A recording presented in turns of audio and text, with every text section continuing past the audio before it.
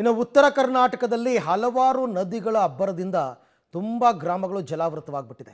ಮೊದಲನೇದಾಗಿ ಮಹಾರಾಷ್ಟ್ರ ಘಟ್ಟ ಪ್ರದೇಶದಲ್ಲಿ ಧಾರಾಕಾರ ಮಳೆಯಾಗ್ತಾ ಇದೆ. ಹೀಗಾಗಿ ಅಪಾಯದ ಮಟ್ಟವನ್ನು ಮೀರಿ ಹರಿತಾ ಇದೆ ಕೃಷ್ಣಾ ನದಿ.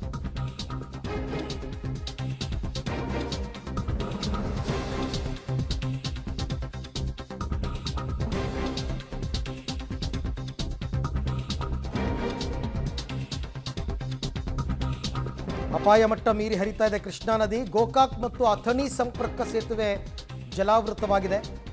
ಹಳ್ಯಾಳ ಸೇತುವೆ ಜಲಾವೃತವಾಗಿರೋದು ಡ್ರೋನ್ ಕ್ಯಾಮೆರಾದಲ್ಲಿ ಕೂಡ ಸರಿಯಾಗಿದೆ. ಮಹಾರಾಷ್ಟ್ರ ಭಾಗದಲ್ಲಿ 7 ನದಿಗಳ ಪೈಕಿ ಎಲ್ಲ ನದಿಗಳು ಕೂಡ ಮೈದುಂಬಿ ಹರಿತಾ ಇದೆ.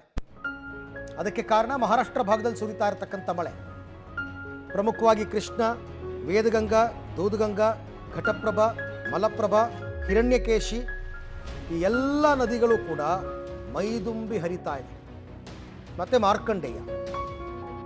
ಹಾಗಾಗಿ ಒಂದು ಡ್ಯಾಮ್ನಿಂದ ನೀರು ಬಿಡ್ತಾ ಇರ್ತಕ್ಕಂಥದ್ದು ಇದು ಪ್ರವಾಹಕ್ಕೆ ಕಾರಣವಾಗಿದೆ. ಇಲ್ಲಿ ನೀವು ನೋಡ್ತಾ ಇದ್ದೀರಲ್ಲ, ಇದು ಹಳ್ಯಾಳ ಸೇತುವೆ. ಹಳ್ಯಾಳ ಸೇತುವೆ ಇನ್ನೇನು ನೀರು ತುಂಬ ಹರಿಯೋ ಪರಿಸ್ಥಿತಿ ನೋಡ್ತಾ ಇದ್ದೀರ ನೀವು. ಆ ಕಡೆ ಎಡ್ಜಲ್ಲಿ ನೋಡಿ ಗೊತ್ತಾಗುತ್ತೆ. ಅದಾಯಿತು ಅಂತಂದರೆ ಗೋಕಾಕ್ ಅಥಣಿ ಸಂಪರ್ಕ ಸೇತುವೆ ಕಂಪ್ಲೀಟಾಗಿ ಮುಳುಗೋಗ್ಬಿಡುತ್ತೆ. ಸಂಪರ್ಕ ಸೇತುವೆನೇ ಮುಳುಗೋಗುತ್ತೆ, ಸಂಪರ್ಕ ಕಟ್ಟಾಗುತ್ತೆ. ಗೋಕಾಕ್ ಟು ಅಥಣಿ ಓಡಾಡೋದಕ್ಕೆ ಕಷ್ಟ.